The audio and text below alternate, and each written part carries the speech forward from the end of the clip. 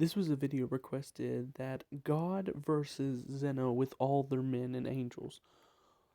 This is a very interesting topic and one we can go about many ways. However, I must point out something.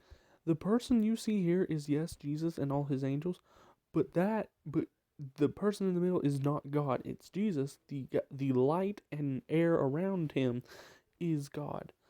I'll be getting more into that, and it will take a little bit to understand, and it's harder to represent, but let's get into it.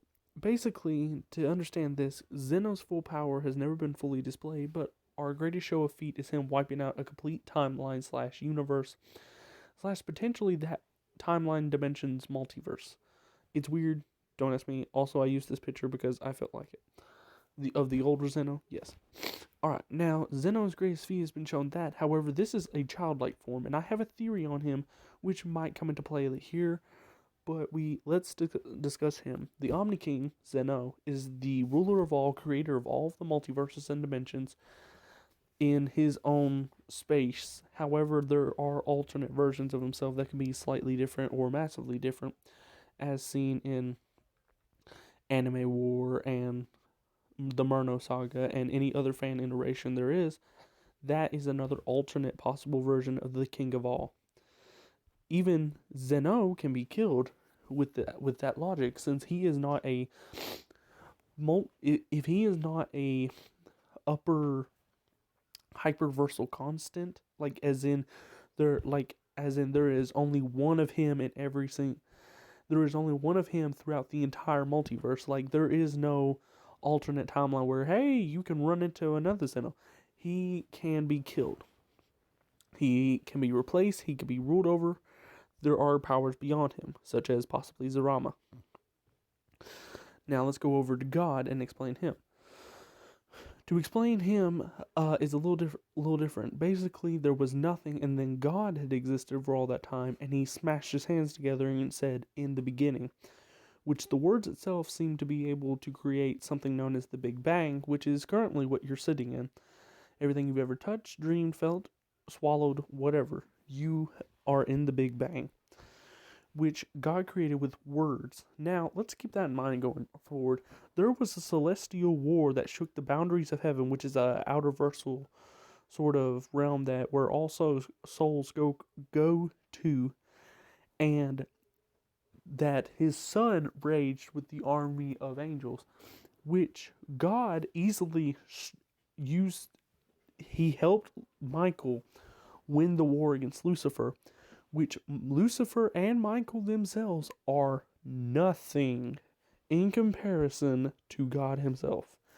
God could blink and they will be gone. Okay, now that we have that out of the way, let's get into this discussion. There are different ways we can go about this. Especially for God, there is a lot of caveats, and for Zeno, there are a couple caveats. If we use the argument that God is a singular universal being, he is still able to create entire universes and a singular timeline and reality with words. Not powering up or anything, words. That still puts him very high up. Zeno had to charge an attack and do a little pose and everything to erase a universe, timeline and everything. However, his feat was much bigger because he erased a multiverse and all the timelines within that dimension. And by that argument, Zeno would still be stronger. However, if we use the multiverse argument for God and say, with words, he created everything with words, and it's the multiversal dimension thing. The multiverse can work in different ways. There can be a limited number and there can be an unlimited number, which would put it at a very high scale, and God would have to exist outerversal to that, such as space and time does not apply to him, meaning he's the only being within those dimensional boundaries, such as the omniverse. This means that if we include the multiverse or omniverse for God's perspective, he would be massively more powerful than Zeno, no matter how old or how young Zeno is, which goes into my idea that Zeno is a child, or a race of people who can rule over the multiverse or dimension they're from. such as, say, Zeno is a child right now and he's multiversal level, he's still growing up. So the older they get, the stronger they get. This is just a theory.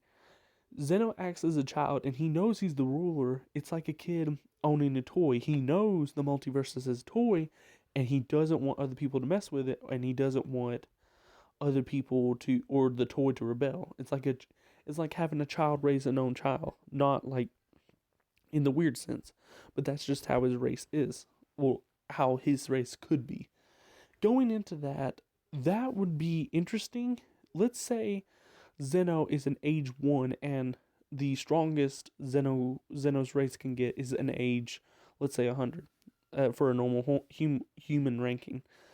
Humans usually get a lot stronger as they go on, and especially in Dragon Ball's world, if they're anything like the Saiyans or massively beyond, since they're, cosmic entities, that would mean that they would gain a massive power boost. And my theory is Zeno's actually a being from the universe itself. He is just a child ruling over. And the higher dimensional plane you get, the higher his race actually exists. So the older they get, the stronger they get. However, with that being said, it would also have to counter in the fact that Zeno, there are still duplicates of Zeno, no matter how old he gets, which means he can be affected by time, space, and reality. Things God himself is not affected by, which would put God above him. However, it lets assume that it's like this when, let's say that at 100, at their limit-breaking peak, time, space, and reality does not have any sway over them. To understand this, quantum mechanics would not apply. Up means down means go. Okay. To understand that, they would literally be beyond all concepts of anything. It would be omnipotence going against omnipotence. What happens when the immovable force meets an unstoppable object? It will just unravel everything. Everything from Dragon Ball, everything from Marvel, everything from DC. The entire omniverse would fall. Which is why that no matter if we lowball them and say they're universal and whatever. Oh, and by the way, this full request was Zeno and his men versus God and his men. If you're talking about the humans, they get erased. Here's the thing: no matter if we're talking about Zeno's angels, even the Grand Priest, or God's angels, they are like ants. Like, say 2 humans are fighting, they have fire ants on one side and let's say crickets on the other side.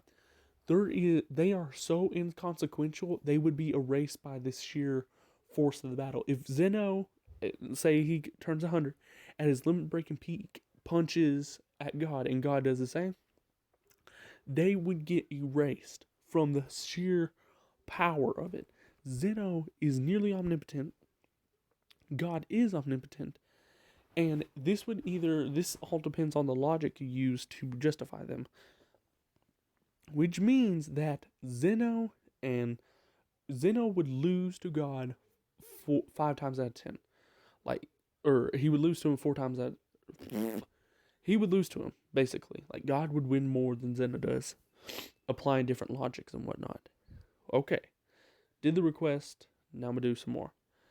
Thank you guys for watching. This has been Walker Productions. Please do like, share, and subscribe. Tell a friend, and I will see you all later. Peace.